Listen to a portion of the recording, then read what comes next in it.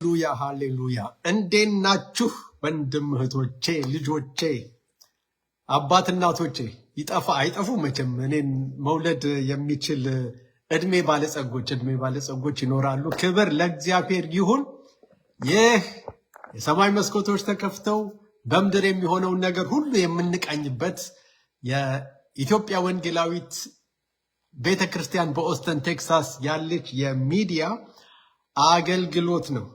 በዚህ የሚዲያ አገልግሎት የሰማይ መስኮቶች ተከፍተው በምድር የሚሆነውን ነገር በሙሉ እናያለን። በምድር የሚሆነውን ብቻ አይደለም፣ በሀገራችን፣ በቤታችን፣ በትዳራችን፣ በልባችን ውስጥ ያለውን ሁሉ እንመረምራለን። በእኔ ልብ ያለውን ዛሬ እንመረምራለን ማለት ነው። ለዚህ ነው ወደ እናንተም መምጣት የፈለግኩት። እንግዲህ ብዙ ነገሮች እየሆኑ አሉ። በየሳምንቱ የእግዚአብሔርን ቃል እንሰማለን። ጠዋት ስንነሳ የእግዚአብሔርን ቃል አንብበን ጸልየን እንወጣለን ከቤታችን እና ያ ቃል የታለ ብለን ካልተጠያየቅን ችግር ነው። እኔ ራሴን እጠይቃለሁ ማለት ነው። የሰማሁት ቃል የት ደረሰ? እና ኢየሱስ ክርስቶስ የሰጠው ምሳሌ ዘሪው ቃሉን ይዘራል። እግዚአብሔር ይዘራል ቃሉን። አያችሁ፣ ቃሉን ይዘራል። ዘሪው ቃሉን ይዘራል። ቃልም በተዘራበት በመንገድ ዳር የሆኑት እነዚህ ናቸው። በሰሙት ጊዜም ሰይጣን ወዲያው መጥቶ በልባቸው የተዘራውን ቃል ይወስዳል። እንዲሁም በጭንጫ ላይ የተዘሩት እነዚህ ናቸው። ቃሉንም ሰምተው ወዲያው በደስታ ይቀበሉታል። ለጊዜውም ነው እንጂ በእነርሱ ስር የላቸውም። ኋላም በቃሉ ምክንያት መከራ ወይም ስደት በሚሆን ጊዜ ወዲያው ይሰናከላሉ። በእሾክም የተዘሩት ሌሎች ናቸው። ቃሉን የሰሙት እነዚህ ናቸው። የዚህም ዓለም ሐሳብና የባለጠግነት ማታለል፣ ሌላውም ነገር ምኞት ገብተው ቃሉን ያንቃሉ፣ የማያፈራም ይሆናሉ። በመልካምም መሬት የተዘሩት፣ በእኔና በእናንተ ልብ በመልካም መሬት የተዘሩት ግን 30፣ 60፣ 100 ያፈራሉ። ይሄው ነው ሐሳቡ። እና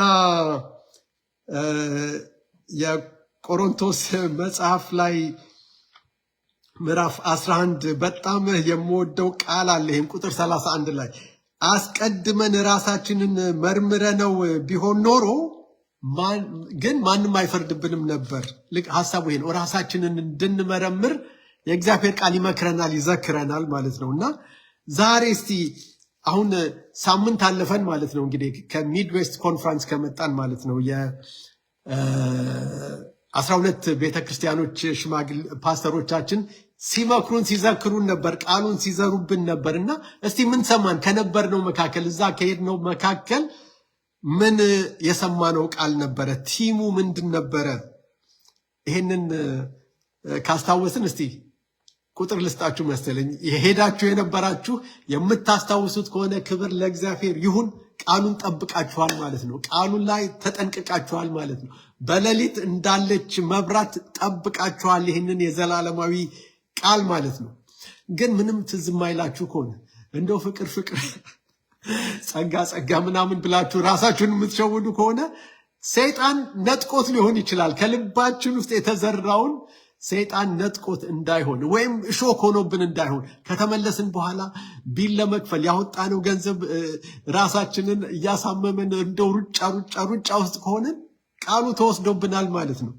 ሌላ የኑሮ ውጣና ውረድ አስቸግሮን ከሆነ ቃሉ ተወስዶብናል ማለት ነው። እና ቃሉን ልንንከባከብ ይገባናል። እንደዚህ ነበር የመጣው ቃል እንግዲህ ካስታወስን። በነገራችን ላይ ለምለሚቱ እህታችን አንደኛ ትላንትና ይህንን በባይብል ስተዲያችን በጠዋቱ ባይብል ስተዲያችን ላይ አንስታው ስትናገር ነበረ የሰማነውን ቃል ማለት ነው።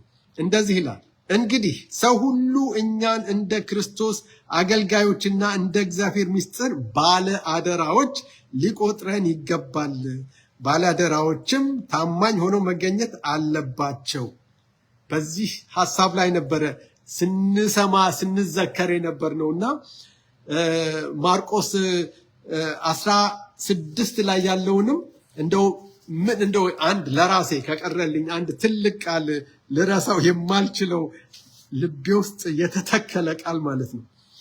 ቁጥር 8 ላይ ያለው ቃል 16 ማርቆስ 16:8 ላይ ከዚህም በኋላ ኢየሱስ ራሱ ለዘላለም ድነት የሆነውን የማይለወጠውን ቅዱስ ወንጌል ከፀሐይ መውጫ እስከ መጥለቂያ ድረስ በእጃቸው ላከው።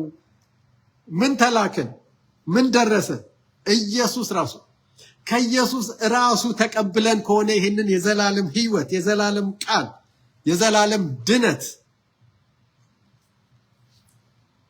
አለ የለም? ይወሰዳል አይወሰድም? ይነጠቃል ይመነጠቃል? እንዴት እንደዚህ ሊገባ እንደሚችል አላውቅም። ኢትስ ማይንድ ባግሊንግ ለኔ። ምክንያቱም የዘላለም ሕይወት ይሄው እንደገና ላንበው። ይህንን ቃል ያመጣውን ወንድም ጌታ ኢየሱስ ይባርከው ያብዛለት። ፓስተር ይህንን ቃል ያመጣው ፓስተር ከ12ቱ መካከል የመጣው ቃል ማለት ነው። ከዚህም በኋላ እንግዲህ ከዚህም በኋላ የሚለውን ከላይ ታሪክ አለው። ነገር ግን ከዚህም በኋላ ሲል እኛ ከሰማንበት ጊዜ አሁን ከዚህም በኋላ ዛሬ እንበለው። ለምሳሌ ከሳምንት በፊት የሰማነውን ቃል ከዚህም በኋላ ኢየሱስ ራሱ ለዘላለም ድነት የሆነውን የማይለወጠውን ቅዱስ ወንጌል ከፀሐይ መውጫ እስከ መጥለቂያ ድረስ በእጃችን ላከው። በእጃቸው ላከው ነው የሚለው ይሄ ቃሉ። በእጃችን ግን ላከው። 1000 ሰዎች ሰምተን ይሄንን ቃል በአደራ ይዘን እንድንኖር የሰማነውን አደራ የተቀበልነውን ይሄንን ዘላለማዊ ቃል እንድናካፍል ለሰዎች ሁሉ በአደራነት ተቀብለናል ማለት ነው። ምን የዘላለም ቃል የአንድ ቀን አይደለም፣ የ3 ቀን፣ የ1 ዓመት፣ የ50 ዓመትም የ75 ዓመትም አይደለም። የዘላለም ቃል አያችሁ። እንደዛ ከሆነ አንተን እንዳልበድል ቃልህን በልቤ ሰወርኩ ይላል ዳዊት። ጌታ ኢየሱስ ይባርከው። የዳዊት መጽሐፍ ምዕራፍ 119 ቁጥር 11 ላይ አንተን እንዳልበድል መበደል ነው። እግዚአብሔር የሰጠንን ቃል ተንከባክበን ካልያዝ ነው፣ ካልተንሰፈሰፍንለት መበደል ነው በእግዚአብሔር ፊት። እግዚአብሔርማ ዘርቷል ያንን ቃል በልባችን። ያንን የተዘራውን ቃል ግን ካልያዝ ነው፣ ካልተንከባከብ ነው ችግር ነው። እግዚአብሔር ደግሞ በተለያየ ሁኔታ ይፈትነናል፣ ራሳችንን ይጠይቀናል። የዘራውን ቃል ምን እንዳደረግነው ይጠይቃል እግዚአብሔር። ራሳችንን መመርመርም የሚገባን ለዚህ ነው። እና ለምሳሌ አንድ ምሳሌ ብሰጥ አሁን ቅዳሜ ዕለት የሀዘን ጊዜ ነበር። የወንድማችን የአዴሳን የሽኝት ፕሮግራም ያረፈውን ወንድማችንን የሽኝት ፕሮግራም ሲደረግ ፓስተር መላኩ ተከተልና ፓስተር ይርዳው ወንድማችን ፓስተር ይርዳው ሲያካፍሉን ነበር ማለት ነው። ቃል ጸሎት እንደዚህ ሲያካፍሉን ነበር በዚህ በኦስተን ከተማ ውስጥ ማለት ነው። አሁን ከመጣው ቃል የተነሳ በኮንፈረንሱ የሰማነው በሚድዌስት ኮንፈረንስ ላይ የሰማነውን ቃል በሚመለከት ራሳችን እግዚአብሔር ሁለቱንም ፓስተሮች በፊታችን ሲያመጣ አንደኛውን ከአንደኛው ለይተን ከሆነ የተማርነው ቃል አልገባንም ማለት ነው። አልተረዳነውም ማለት ነው። ወፏ ወስደዋለች ማለት ነው። ሰይጣን ከልባችን አውጥቶታል ማለት ነው። የሰማነው ቃል ምንድን ነው የሚለው እንደገና በዚህ በሕያው ቃል ላይ ያለውን እስቲ እንደገና ላንበው ግልጥ ብሎ መለያየት እንዳይኖር 12 ፓስተሮቻችን ሲናገሩ ሲጠቀጥቁን የነበረው በቃሉ ይሄንን ቃል ነው። በሕያው ቃል ያለውን ላንበው። አንደኛ ቆሮንቶስ ምዕራፍ 4 ቁጥር 1 እንግዲህ ሰው ሁሉ እኔንና አጵሎስን እንደ ክርስቶስ አገልጋዮችና የእግዚአብሔርን ምስጢር በመግለጽ እንድናስተምር መምህራን እንጂ በሌላ አይን እንዲመለከተን አያስፈልግም። ሕያው ቃል እንዲያብራርቶ ስለሚያብራራው ነው። ስለዚህ በፓስተር ተስፋ ወንድማችን ፓስተር ተስፋ ወርቅነህ፣ በፓስተር በድሉ፣ በፓስተር መላኩ፣ በፓስተር ከሌ ልዩነት እንዳናደርግ እንዳናዳላ ስለነሱ ስናስብ የእግዚአብሔርን ምስጢር ገላጭ ሆኖ መጋቢዎች ሆነው የእግዚአብሔርን አደራ የተቀበሉ ወንድሞቻችን ናቸው። ከዚህ ያለፈ ነገር አይደለም። ከዚህ የበለጠ አድርገን የኔ ፓስተር ከሌሎቹ ይበልጣል ብለን ካሰብን ወይም ያኛው ፓስተር ከዚህኛው ፓስተር ይበልጣል ብለን ካሰብን ይሄ ቃል አልገባንም ማለት ነው። ሞኝነት ውስጥ ነን ያለነው ማለት ነው። ፓስተር ይርዳው ሲያስተምር ከፓስተር መላኩ የተሻለ ነው ብለን ካሰብን ሞኝነት፣ ጅልነት። ፓስተር መላኩ ከፓስተር ይርዳው ይበልጣል ብለን ካሰብን ሞኝነት ጅልነት ውስጥ ነው ያለነው ማለት ነው። ሰይጣን ከልባችን ያንን ቃል ወስዶብናል ማለት ነው። ነገር ግን በትህትና ፓስተር መላኩ ሲያስተምር በትህትና፣ ፓስተር ይርዳው ሲያስተምር በትህትና፣ ፓስተር ተስፋ ወርቅነህ ሲያስተምር በትህትና፣ ፓስተር በድሉ ሲያስተምር በትህትና ሰምተናቸው ከሆነ ያስተማሩትን ቃል በልባችን ጠብቀነው ከሆነ እግዚአብሔርን መበደል አይሆንብንም ማለት ነው። ክብር ለእግዚአብሔር ይሁን። በዚህ ላይ ብዙ መናገር ይቻላል፣ ነገር ግን ይብቃን። ዛሬ ይሄንን ያህል ካልኩኝ ይበቃል። ክብር ለእግዚአብሔር ይሁን። በሰዎች ፊት ማዳላት አይገባም። ወረ ልቀጥለውና በደንብ ሲያብራራው ልስማ እንጂ ይሄው አንደኛ ቆሮንቶስ ምዕራፍ 4 ቁጥር 2 ላይ አንድና አንብቤያለሁ። 2 ከአንድ አገልጋይም የሚጠበቀው ጌታው የሚነግረውን ሁሉ በታማኝነት መፈጸም ነው። እንግዲህ 12ቱ ፓስተሮቻችን በታማኝነት ቃሉን ነግረውናል፣ አስተምረውናል። ስለ አገልግሎቴ ሐዋርያው ጳውሎስ የሚለው ነው። ስለ አገልግሎቴ እናንተም ሆናችሁ ሌላ ሰው የመሰለውን አይነት ፍርድ ቢሰጥ ግድ የለኝም። እኔ ራሴም ብሆን በዚህ ጉዳይ ላይ ስለ ራሴ እንደዚህ ነኝ ብዬ ፍርድ ለመስጠት የምችል አይደለሁም። እኔ እስከማውቀው ድረስ ግን ከህሊና ወቀሳ ንጹህ ነኝ። የህሊና ወቀሳ የሌለበት ፓስተር የተባረከ ነው። የህሊና ወቀሳ የሌለበት ተማሪ ምዕመን ደቀ መዝሙር የተባረከ ነው። እኔ እስከማውቀው ድረስ ግን ከህሊና ወቀሳ ንጹህ ነኝ። ሆኖም ከህሊና ወቀሳ ንጹህ ነኝ ማለቴ ይህንን ያረጋግጥልኛል ማለት አይደለም። የእኔን በታማኝነት ማገልገል ወይም አለማገልገል የሚፈርደው ራሱ ጌታ ብቻ ነው። ህሊናዬ እንኳን በቃ እኔ ህሊናዬ ምናምን ብሎ መፎካከር አይደለም ቁም ነገሩ። ለእግዚአብሔር ቃል ራስን ማስገዛት ያ ትልቅ ነገር ነው። ክብር ለእግዚአብሔር ይሁን። እግዚአብሔር መልካም ነው። አደራ ተቀባዮች ሆነን አደራችንን እንድንይዝ እግዚአብሔር ጸጋውን ያብዛል። የትም ቦታ ያላችሁ የኦርቶዶክስ ቤተክርስቲያን ውስጥ ባለፈው እሑድ እርግጠኛ የእግዚአብሔርን ቃል ሰምታችኋል። በእርግጠኝነት ምን እንደሰማን ግን እየጠየቅን ከቃሉ እያመሳከርን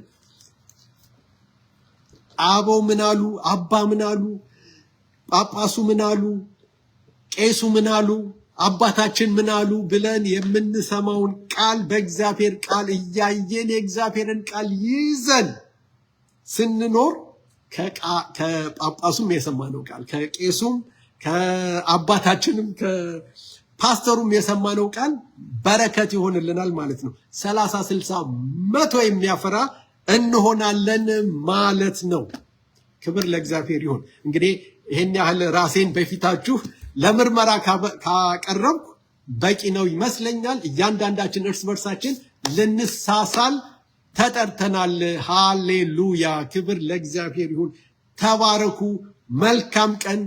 እንደገና ይህንን ቃል ይሄ ማርቆስ የተሰጠንን ቃል ደግሜ በዛ ቃል ላይ ተመስርተን ብንኖር እንዴት መልካም ነው መሰላችሁ። ዘላለማዊ የሆነውን ቃል እንዲህ አድርገው ፈትፍተው ሲያስተምሩን የመያዝ ጸጋ ይብዛልን። ቃሉን ሰምተን በዚህ ገብቶ በዚህ የሚወጣ ሳይሆን ቃሉን ሰምተን የምንኖርበት ይሁንልን። እርሱም አለ በምድር ዘርን እንደሚዘራ ሰው የእግዚአብሔር ስሳሳት በስሳሳት ማርቆስ 4 ላይ ተመልሼ ሄጄ ነው የፈለኩት ቃል ላወጣ የፈለኩት ማርቆስ 16 ላይ ያለውን ነው። በኃይለ ቃል የሚድዌስት ኮንፈረንስን እኔ እንደው በአንድ ቃል ግለጠው ብባል በዚህ ቃል ነው የምገልጠው ያልኩት ለሰዎች ሁሉ በረከት ይሆናል ብዬ ያሰብኩት። ከዚህም በኋላ ኢየሱስ ራሱ በጳጳሱ ይናገረን፣ በአባታችን ይናገረን፣ በፓስተሩ ይናገረን። ኢየሱስ ራሱ ለዘላለም ድነት የሆነውን ለዘላለም ድነት ደህንነት የሆነውን የማይለወጠውን ቅዱስ ወንጌል ከፀሐይ መውጫ እስከ መጥለቂያ ድረስ በእጃችን ላከው።